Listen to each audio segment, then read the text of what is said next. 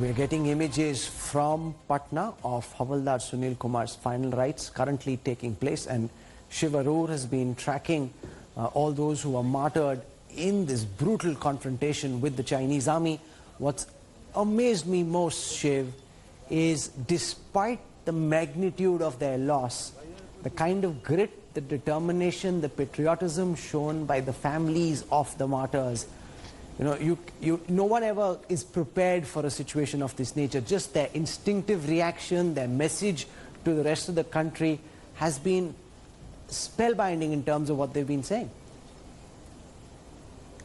Incredible. The voices of the families, as always, Rahul, we've seen it so many times over and over that there is always this mix of pride as well as grief. These are families that never shy away from speaking, even during their bereavement. There is constantly this sensitivity about whether people are being too intrusive, and I've always seen these families wanting to speak out. This is a moment of excruciating grief that they've lost their loved ones, but also a moment of incredible pride. It's very difficult to explain, and I've spoken to family after family about this curious sentiment that can only be felt by military families, grief and pride at the same time, and it's difficult to describe. And I think a story like this one that has united the entire country does, in many ways get recognized by the families of the 20 men who are bereaved today. They know that the country stands with them. It's very rare, Rahul. We see military personnel losing their lives, killed in action often, but it isn't often that you see a horrifying incident of this kind at a time when peace was supposed to be the agenda between the two countries. And that's why I think the entire country is mobilized, galvanized, horrified and bereaving as one. And that's why many of these families feel one with the Indian public at this time. Remember also, Gaurav, and you understand military ethos better than most, the anger, the seething rage of the Jawans of 6 Bihar, who lost their commanding officer, their leader, their guru, the man who'd lead them into war. And in the finest traditions of the Indian Army, Colonel Babu went up to talk to the Chinese battalion commander himself, where instead of sending junior officers or a Hawaldar to go and speak to the Chinese army and ask them to pull back, when he saw that the Chinese promise was not being met, he went up himself. And this really is in keeping with the finest traditions of our great army. This indeed is a career officer, a volunteer officer who also wanted his young son to join the army. The olive green was in Colonel Babu's blood, and he led from the front. He just, recently taken over command of the 16th Battalion of the Bihar Regiment, Rahul, and a very fine officer, even a verification patrol. Now, it's something very sensitive. India-China relations depend on verification, whether the Chinese have moved back or not. So as commanding officer, he personally went up to verify whether the Chinese had done so. He did not delegate it to any of the company commanders, to anybody else. He led from the front, did not want to risk lives of his Jawans, followed rules to the T, went unarmed. The Chinese, on the other hand, deceit in their blood, they pretended to go back, then came back in large numbers and attacked them with clubs, with barbed wires and nails, and specifically targeted the commanding officer and his team. Then the reinforcement went in and others came in. Imagine the plight of that battalion that's lost its father, it's lost brothers, and it is, Rahul, very, very keen to avenge their deaths.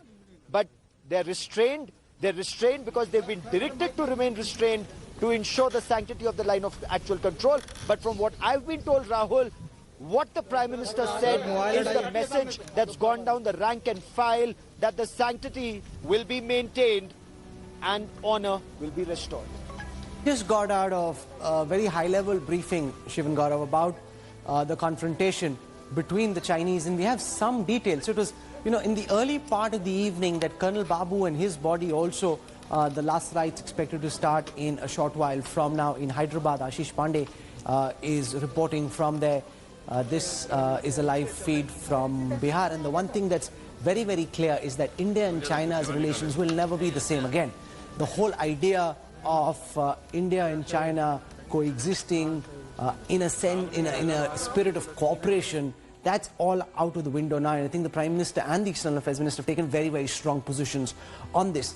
So from what we've been now able to gather, in the early part of the evening, Colonel Babu noticed that the Chinese hadn't pulled back. Now, the Chinese army had built an observation post, an OP post, on one of the slopes right above the Galwan River Valley. And the Indian commanding officer went to meet the Chinese side at PP14, which is patrol point 14, to tell them to back off and to go back and to say, why haven't you done this? The Chinese said, we are here to keep an eye on you and to see whether you are pulling back. Then the Indian commanding officer said, well, we can only pull back if you pull back. And that's when things got really violent and very nasty, and things degenerated really quickly. And Shiv, there, your input is very crucial, where you're saying, and now we're seeing exactly the same thing being said by the Indian External Affairs Minister as well, that the Indian army and the government now believes that the Chinese attack was premeditated, because our boys, our army, our commanding officer went without weapons, because that's part of the border agreements. And the Chinese almost seemed as if they were itching for a fight. It almost seemed premeditated. Explain that to our viewership. Not just itching for a fight, Rahul, they were waiting. They were lying in wait. Almost like an ambush party in riot gear, waiting in that encampment at that, observation post. Once Colonel Santosh Babu and his men, I understand there were about 24 to 25 people in total who went up at that time. When they reached over there and two of the Jawans went into that observation post to call them out, they were attacked instantly, and that entire area was surrounded, and the commanding officer was injured grievously in the first few minutes of that attack. So, if that doesn't shout out premeditation, prepared design by the Chinese, I don't know what does. I hope there is going to be an investigation into precisely what happened once they reached there, because it's easy for people to believe that this was some kind of spontaneous, tutu meme or dhakka mukki that may have spiraled or escalated. But it wasn't. There was nothing said. No words were exchanged. Only the stones flew, and then the barbed wire wrapped clubs came out, Rahul. So you couple that, which is an input, along with the Planet Lab satellite images that our team has accessed, and it completely validates what External Affairs Minister S. Jaishankar has said today, that this was an act of premeditation. Even when the Lieutenant Generals were shaking hands, it looks like the Chinese had already decided this is just a handshake. We'll let them believe we're going to disengage, but we're going to trap them and we are going to indulge in violence. That's what happened here. But the reality also is, Gaurav, to a great extent, there was some thinning out of troops. In Galwan, it isn't as if the level of engagement was the same before the 6th and after. There was some partial disengagement, and the Indian army was quite hopeful till the skirmish started that the Chinese would actually withdraw. That they didn't, that they haven't, is now abundantly clear. But the Indian army acted in good faith, because they'd been told that there was an agreement on disengagement, and as has been the case in past years, the Chinese, the Indian army assumed, would follow what they'd said, act like a professional army is supposed to. Which they didn't. You're absolutely right, Rahul. The Chinese pretended to withdraw. They took down some of their tents. They removed some of their vehicles, we are told. There was some thinning out of troops, which was noticed on the Indian side. And that is where Colonel Babu went up for verification, whether, as had been decided initially on the 6th of June by the two Lieutenant General and Major General, the co-commanders, and subsequently by the div commanders and the brigade commanders, whether Patrol Point 14 had been cleared, because that was step 1, to be followed by Patrol Point 15, then 17 Alpha, and then move on to the bigger picture at Pangong So, which was supposed to be the trickier part. But the Chinese were out to lie, cheat, deceit. Perhaps they never wanted to go back, unless there are two different factions within the Chinese army. One agreed to go back and the other decided to stay on, and led to this situation, led to this massive flare-up. And look at the losses on both sides, Rahul. 2 commanding officers lost, one in India, one in China. We've lost 20 odd soldiers. They've lost 43 by some accounts. They've carried out a number of medical evacuation sorties. It just seems to indicate that the situation just spiraled out of control, and now the attempt is to hold the situation on either side, because militarily, Rahul, it needs independent verification, but one of the officers told me that the Chinese brigade commander actually tried to get their troops to go back when the fight started, but then that wasn't to happen, and the troops still remain in a very tense situation. But because by then, Gaurav, the Indian commanding officer had been injured.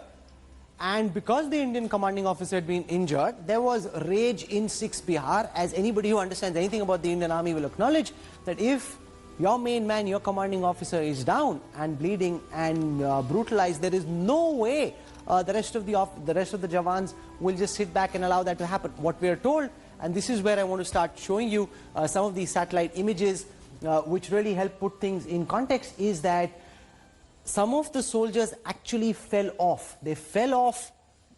What I can do is I can zoom in and I can show you.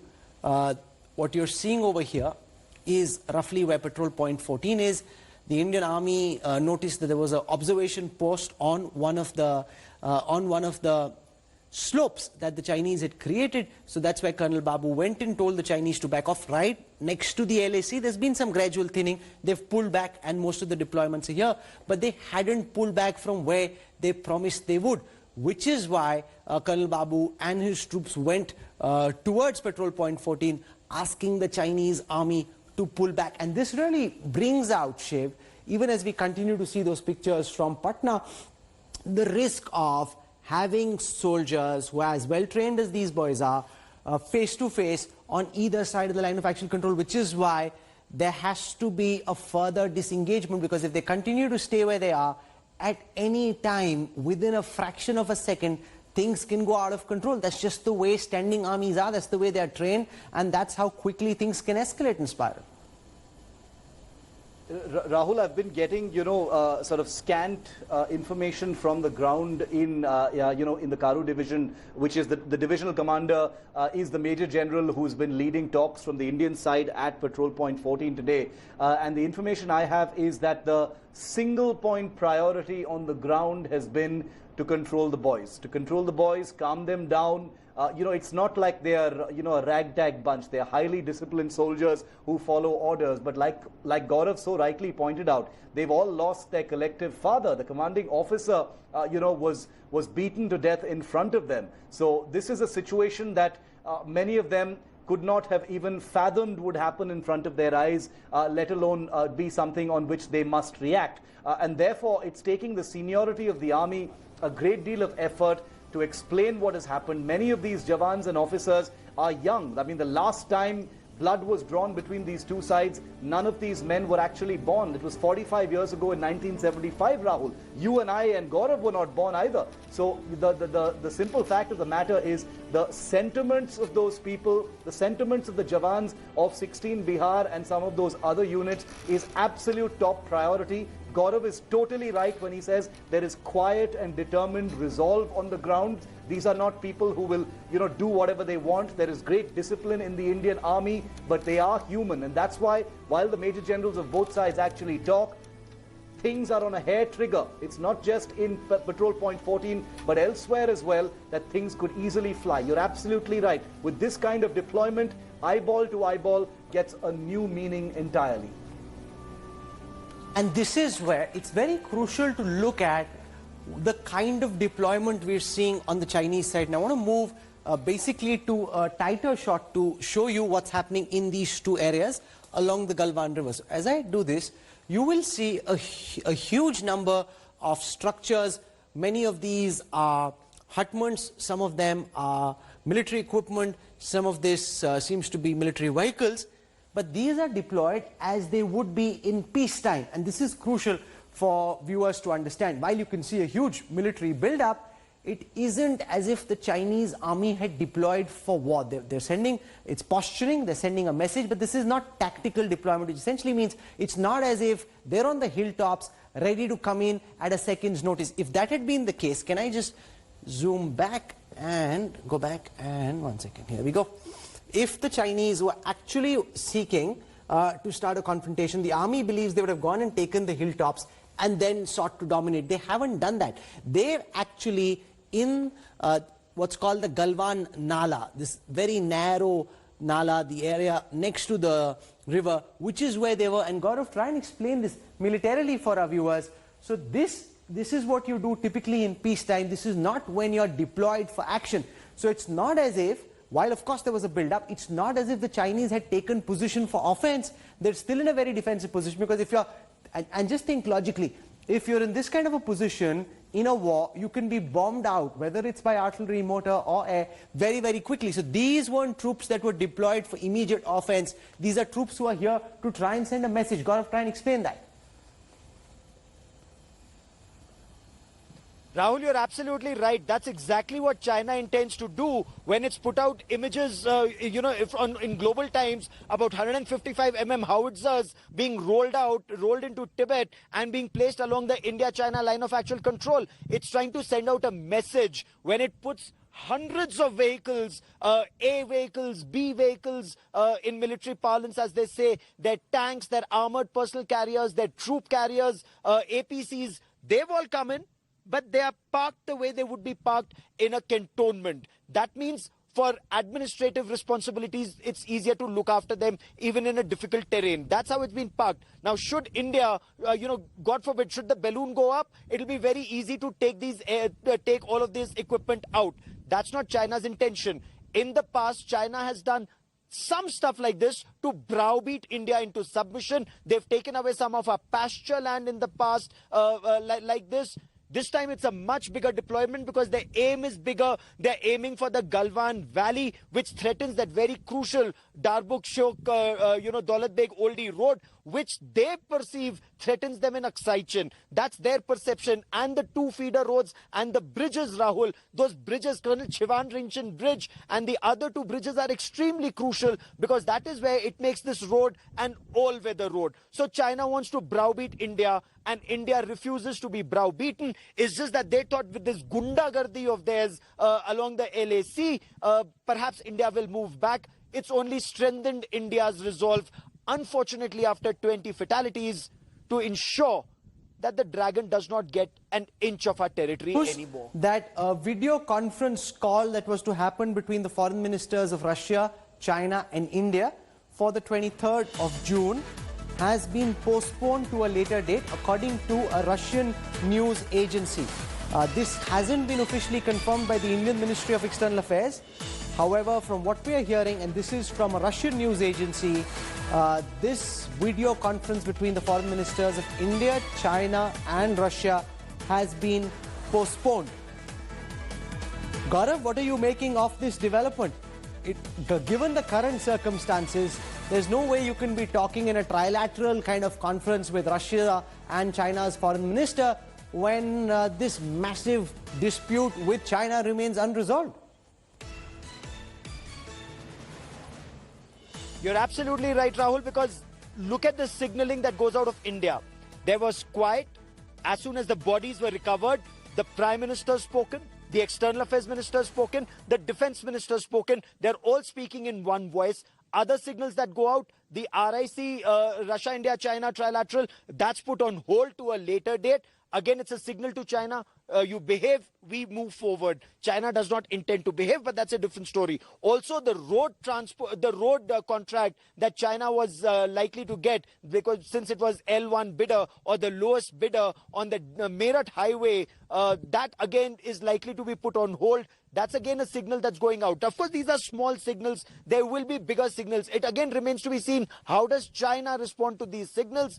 If talks happen, if China withdraws, well and good. Otherwise, there's a gradual escalation. You well know, Rahul, you and Shiv, the escalation ladder is not just military, it's also diplomatic and economic. Geeta Mohan is our foreign affairs editor. She's joining us live at this time. Geeta, what can you tell us about what was supposed to be on the agenda for this India, Russia, China meeting? Why it's been postponed? What are you picking up from the MEA?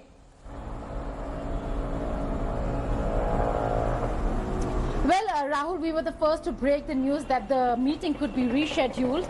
Then I got calls from various quarters saying that no, it is on track. The TASS news agency reported Lavrov saying that there could be a possibility of a meeting, but they did not say that it is going to be postponed for a later date, which we'd already broken. And now we have RIA Novosti coming again and confirming the news that we had first reported, that it is postponed for a later date. So a lot of confusion. Amid a lot of confusion, we'll have to wait and see whether if that trilateral foreign ministers meeting amongst Russia, India and China is going to take place or not. But this comes as one of the biggest ramifications that goes beyond bilateral. This is a regional ramification of the India-China standoff that we see, that it will impact Russia, India-China ties. Russia is an important partner and ally of China, and so also an important partner of India. So again, Russia trying to balance it out because they are the host country this time, although it's a virtual meet, and the call has to be taken by the Russian foreign minister. As of now, the Russian foreign minister also being very careful and cautious with the statement saying that there is a possibility of a meeting on the 22nd of June. It was moved to 23rd later, but now there's confirmation coming in from various news agencies from Russia saying that it has been postponed for later, a news that we broke long ago. I've got breaking news coming in that there is a hashtag that's now trending on Twitter, boycott Chinese goods. What this has led to is in places like Surat, and we now have some images which have been sent to us by our reporter from Surat. People are actually taking Chinese televisions and smashing them to the ground and then jumping on top of those televisions. And obviously this is just symbolic, but this is in some senses not what China wants, because as their own growth engine slows down, and this is where I want to welcome Vishnu Prakash, one of our top diplomats. He's joining us on this broadcast. Now, very naturally, what's happened in Surat, which is like one television being smashed, is not going to send any deterrent message to China. But this is also a big part of the problem, that India can now if India wants, weaponize trade. Some of this is spontaneous, people just responding in the way that they are. But that just means that that's the end of any economic cooperation, meaningful economic cooperation between India and China. Ambassador Prakash. It is, Rahul, greetings. Good to be on the channel with you. It is not just economic cooperation, but two things have happened. One, 30 years of effort to manage the border has been just thrown out of the window. As two, it cannot be business as usual with China. They have clearly blindsided us. They have shown what their intents are. We always suspected that, but they have proven that they will do anything that it takes to try and give pinpricks to India, try and embarrass India. Having said that, we have to take calibrated steps. It's important, Rahul, to take calibrated steps, because we have to live with China. We have to keep channels of communication open, but we can start very much with the economic measures, and I am all for boycotting Chinese goods. Hitherto, we were talking about make in India, but now I think we need to, we cannot be seen to be using Chinese goods when we have this kind of atmosphere. And I don't think the Indian people will accept that either. It will come very naturally, very spontaneously, because so much poison has been injected by China in this relationship that even though the Indian people largely had goodwill towards China, some sense of, look at how they developed themselves, that's the way, in several senses, we need to go as well. But the manner in which the Chinese army has acted, that entire sentiment is complete dust. We're getting some images from Patna, Hawalder Sunil Kumar's final rites taking place. I just want to show you what's happening over there. And remember, this is terribly tragic. And this is also, in some senses, the difference between India and China. In a democratic country, an army that is transparent, accountable, and answerable to people puts out and accepts very publicly the unfortunate loss of its soldiers. Whereas an army like the Chinese army, in a country which is known for being non-transparent, which lied about the coronavirus, is very, very clearly hiding the fatalities. And this is where I want to go across to Lieutenant General Rakesh Sharma on, the complete unwillingness of the Chinese to even accept the loss of their soldiers. It's exactly along the playbook of their strategic ally in Pakistan. Well, Rahul, you see, yesterday on your channel I had said why China has done this, because of the strategic importance of this area, and to interdict or be capable of interdicting this Gaguk DBO role. Second is in 1962 also, they had come here and the first strikes were there in the Galwan Valley. Now here they had come with the aim of sitting down, and they had violated what is the actually agreed LSC. In this case, despite the fact that 6th of June, when the commanders met, and it was agreed that we get back to the lines, but the Chinese, in a fair saving, just because what happened in Doklam, similar things here, so they got into I would say, a pre-planned, deliberate kind of a thing, and then they got into this scuffle. The terrain being so, which you explained, I think it is because of the harsh terrain that many of the soldiers fell down, and because of this, the small place there, that we had so many casualties. But let me tell you this, that if they inflicted 20 casualties on us, we have done it twice as more as that. They are not accepting it because Chinese are never transparent. They never accept their failures. They never accept what is happening. So what I say is China is not to be trusted. If I take on the situation as of now, and what is the prognosis that I see myself, the situation as of now is that the MAC is tense, very tense. Second is the tempers are very high of the troops who are boiling and fuming in blood. Army, the entire nation, there are agitations all over. They're all seeking revenge, revenge, and revenge. But let me tell you that the partial revenge has already been taken, but this is not enough. I will say this is not enough. We have to do more. But, we will have to, you see, what is the notion of victory? In this we have to understand. The notion of victory, is it that we take on a war, suffer both sides casualties, and then feel that, we have, this is the notion of victory, of winning a war or a stalemate? No. I would say here, the acme of the skill lies in, notion of the victory is to achieve the status quo on the LSE, which is pre-April. So for that... Can I just show our viewers, because, when you start counting body bags, it's a bit like what happened during the Balakot airstrike, where China simply, where Pakistan at that time simply refused to accept that they had lost men. And now China seems to be doing the same. I want to go back to the satellite image that we've been able to access and then try and make some sense on this for you. Just one second. Here we go. Okay, so here you are. If you see this river, what you see here, and you can see it pretty clearly, this is the Galwan River, and it's a very narrow river. Even on the map you can see it's a rather narrow river, and where the confrontation took place was a particularly narrow ledge where some soldiers actually fell off, both on the Indian side and on the Chinese side. They fell into the freezing waters of the Galwan, which is why if you read the Indian Army's press statement very carefully, don't just look at the words, but dive really deep, you'll realize that they say that some of them died of hypothermia, and that's because they fell into sub-zero temperatures, and the only place that there were sub-zero temperatures there is the freezing water. The army doesn't say that, but the reality is, if you just try and decode that statement, if the temperature outside on the surface is in positive, and you're saying that they died of freezing, then some of them actually fell into the river, which is what now multiple sources have corroborated. So Shiv, try and explain the locational context of how narrow the area was, where at its peak, we're told about 200 soldiers of the Indian Army, 200 soldiers of the Chinese Army came to blows. First we had a small verification party that went up, led by a commanding officer of the 6th Bihar.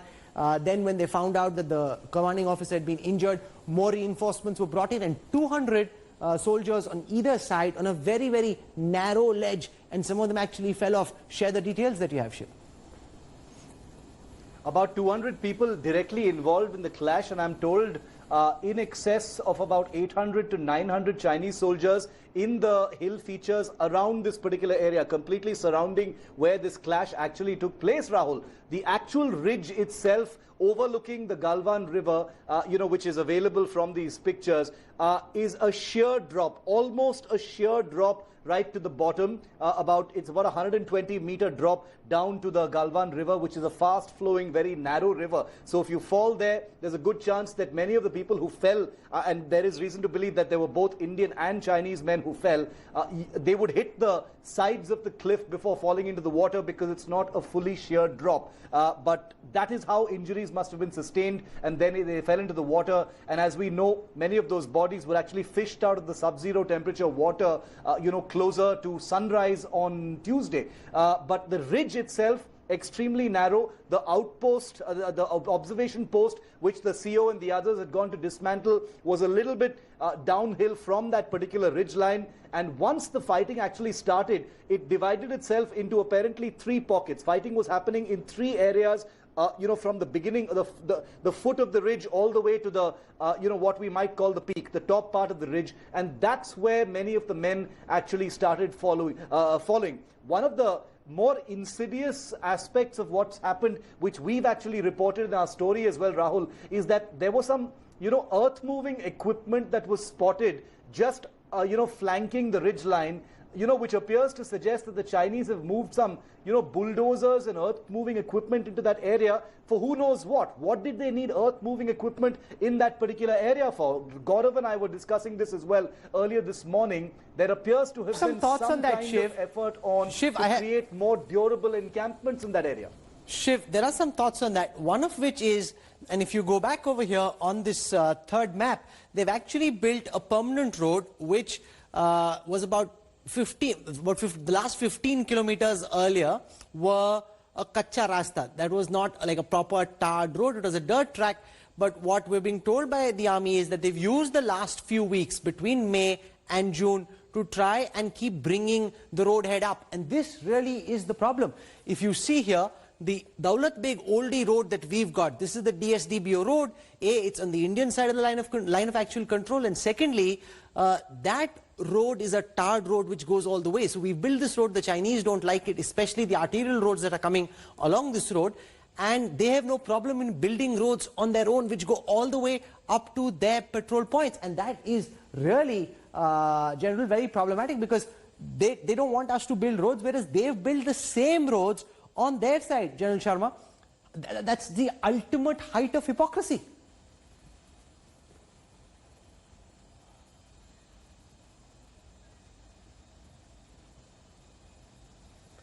Ambassador Vishnu Prakash, I want to understand from you, what do you think of the statements that came out of the Ministry of External Affairs in India, out of the Ministry of Foreign Affairs in Beijing, where it seems that China is somehow seeking to blame India for their internal consumption to the international community. They're somehow making it seem as if this, what went down in Galwan, is actually India's fault. That's the ultimate ulta chor kotwal ko dante. Not at all. This is standard operating procedure of China, Rahul. When has China admitted its guilt? After all, quote unquote, it's a middle kingdom. It can never do anything wrong.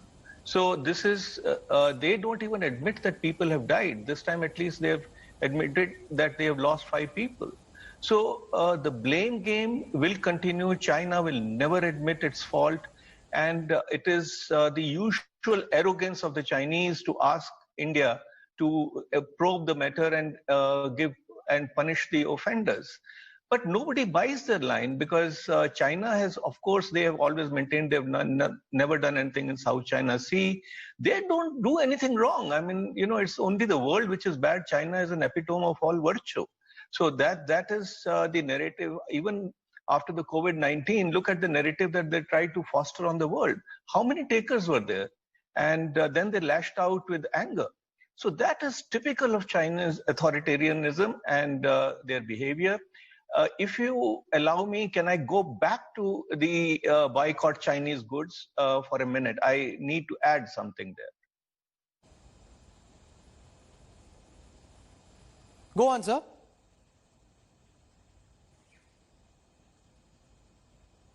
Ambassador Prakash Vikis, I'm going to slip into a break. We'll have a lot more for you. We have more details. In fact, there are lots of videos of boycott Chinese goods coming from different parts of the country. Similar chain reaction. Chinese products being smashed violently on the streets of India. This really, to my mind, is very powerful symbolism because China covets India as a massive economic market as it is. From smartphones to televisions to what have you, China, a lot of the Chinese companies drive a lot of their growth from the Indian market. If that tap shuts, that is a big problem for these Chinese companies and in turn the Chinese government, because a large part of internal stability in China is brought out from the fact that the government gives the sense that yes, we are autocratic, there's no democracy, you don't have any rights, but we give you economic growth.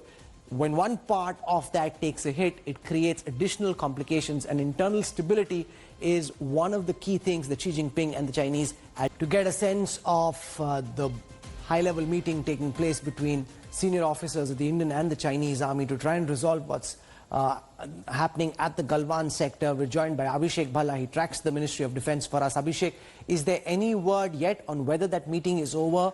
What emerged from that meeting? Are the Chinese now agreeing to pull back, or do they intend to stay? What are you gathering from your sources in Army headquarters?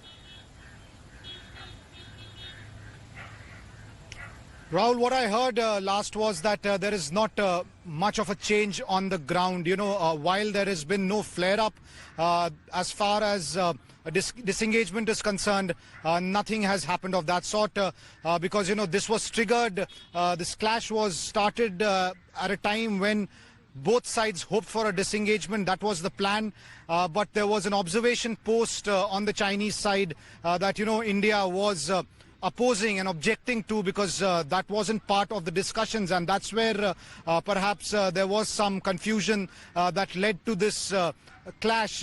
What I was told is earlier when I spoke to multiple sources that situation remains extremely volatile, and these talks between major generals were essentially to make sure there are no further flare-ups. Neither of the two armies can afford another round of a military escalation because tempers were really rising high after what happened on Monday evening, especially on the Indian side when a commanding officer was killed. In all, 20 Indian soldiers were killed, and things had been extremely sensitive since then. As far as clashes are concerned, is that the Indian government is now seriously exploring the possibility of not allowing for Chinese companies to bid for certain Indian projects and ensure that they don't actually go to Chinese companies. And Rahul Srivastava, in fact, broke that story of metro project, a rapid transit project with Meerut, where now we're reviewing whether the Chinese company that was the lowest bidder actually gets that bid or not. Rahul Srivastava, what details can you share with our viewers? Rahul, one signal which is coming out from the government is that it can't be business and border hostility as far as China is concerned. There is certain amount of aggression which one has noticed since day before yesterday night.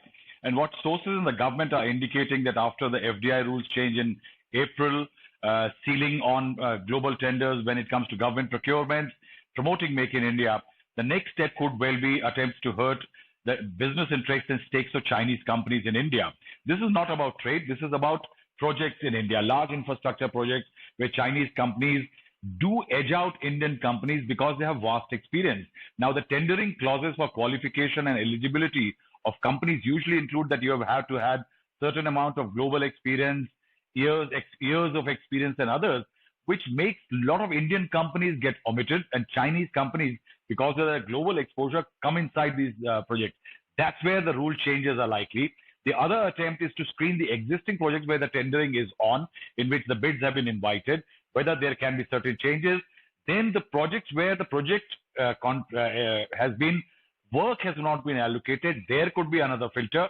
That's why what government sources are saying that the RRTS project Delhi Metro, the contract has not been awarded yet, though on the 12th of June, the final financial bids were opened. The Chinese company was on the top.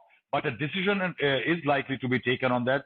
The issue is being studied, though it's an ADB-funded project, though there are no discrimination clauses in it, but the government is very firm that it can't, at a time when there is such a lot of public outcry against China, it can't be seen on the side with China. Oh, absolutely. The government's image will be dust if it just allows for business to go on as usual, every single weapon in India's arsenal, whether it is diplomatic, whether it is economic, whether it is military, will be considered at this time. Of that, there should be absolutely no doubt. Geeta Mohan has some fresh insights on the thinking in the Ministry of External Affairs after the telephonic conversation between the Indian External Affairs Minister and his Chinese counterpart.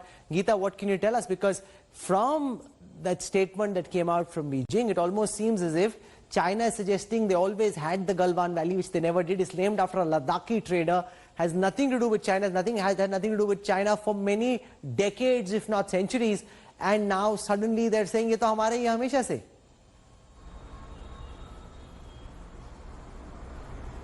Well, Rahul, look at the statements. This is, in many ways, if you're talking about unprecedented moves and actions, certainly the conversation between Wang Yi and Dr. Jaishankar, the two sides are living in alternate universes. The statement that has come from the Chinese Foreign Ministry, completely full of lies, threats, and also look at the claim that they've made. That really changes the entire facts on the ground, which is what Dr. Jaishankar put forth with Wang Yi and in the statement as well, that the entire incident now looks premeditated, not only because the kind of deployment that we've seen, that you've exposed, Rahul, on Galwan, but also the fact that China is trying to brazen it out. They have continued with their narrative. They were the first ones to put out the statement, and the Indian side in their statement has said that the changing of facts on the ground is not going to help matters. Having said that, there is diplomatic engagement that we're seeing between India and China, between Beijing and New Delhi, and between the Indian mission in Beijing with the Foreign Office in China. But any forward movement which is political and diplomatic, particularly in this case political, will have to translate into some action from the Chinese side, and we haven't seen that so far. Okay, this is where we're wrapping up this hour of broadcast. When we come back, we'll try and delve into the mind of the Chinese army, because that's the one question that's being asked again and again and again and again, that why are the Chinese doing this? We're in the middle of a global recession, the worst we've seen since the Great Depression, and there is a pandemic that is still raging. Why would China at this moment seek such military confrontation with India?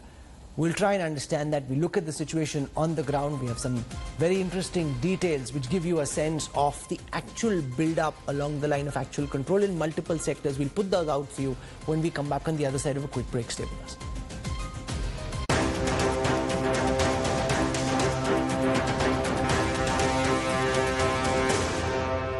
The all-new